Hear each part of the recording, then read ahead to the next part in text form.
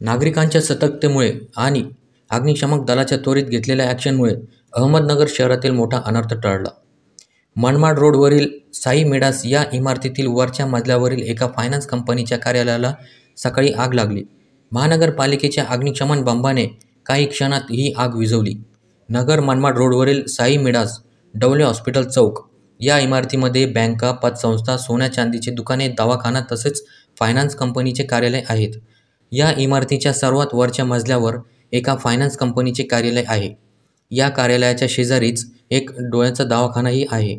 या कार्यालयाच्या बाहेरच्या बाजूने सकाळी 9:30च्या सुमारास थोडी आग लागल्याचे स्थानिक नागरिकांच्या निदर्शनास आले. मात्र काही क्षणातच ही आग भडकली आणि आगीसोबत मोठ्या प्रमाणावर धूर बाहेर पडू लागला. ही बाब स्थानिकांनी महानगरपालिकेच्या अग्निशमन विभागाला कळवली. अग्निशमन विभागाने तात्काळ बंब दाखल झाला आणि पाण्याच्या फवाऱ्याने ही आग विझवण्यात यश आले. यामध्ये कोणत्याही प्रकारची जीवितहानी झाली नाही. मात्र इमारतीवरील काही फर्निचरचा भाग खाली कोसळला.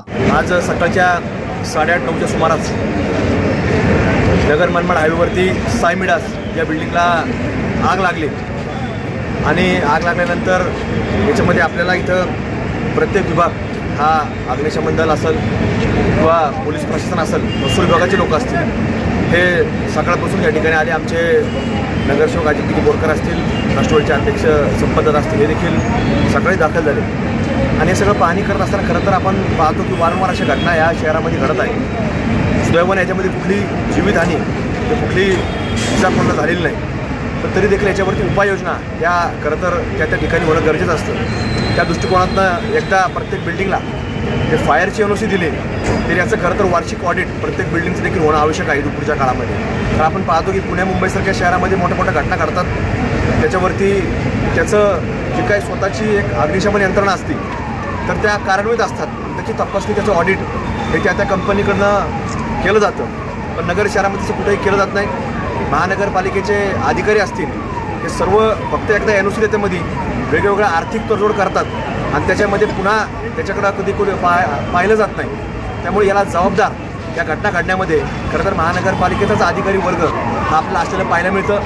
आणि याच्यामध्ये प्रामुख्यानं जे पत्र्याचे गाळे झाले आहेत, या पत्र्याच्या गाळ्यामध्ये देखील त्याचा धोका निर्माण झालेला आहे. एक गाळ्याला जर आग लागली तर अगदी 8-8, 10-10 पत्र्याचे गाळे हे जळून खाक होतात आणि सर्वसामान्य वर्गाचं त्याच्यामध्ये फार मोठं एक नुकसान त्या वर्गाचं होत असताना पाहायला मिळतं. त्यामुळे महानगरपालिकेकडे याच्यावरती कुठलीही उपाययोजना होत नाही.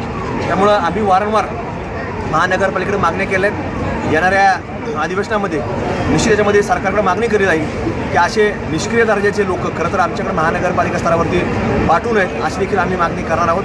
आणि त्याच्या माध्यमातून ह्या लोकांवरती संबंधित जबाबदारी यांना धरून की कुठंतरी याच्यामध्ये प्रामुख्यानं कसं महानगरपालिकेचा जसा आयुक्त उपायुक्त नवीन बदली होत येतात तर तसे प्रमुख जे असतात अधिकारी त्यांच्या देखील बदल्या या दुसऱ्या महानगरपालिकेमध्ये झाल्या पाहिजेत. एकाच ठिकाणी नको आहेत. अग्निशमन दल असेल किंवा प्रत्येक विभागाचा प्रमुख असेल, या बदल्या झाल्या पाहिजे अशी मागणी आम्ही सरकारकडे करणार आहोत.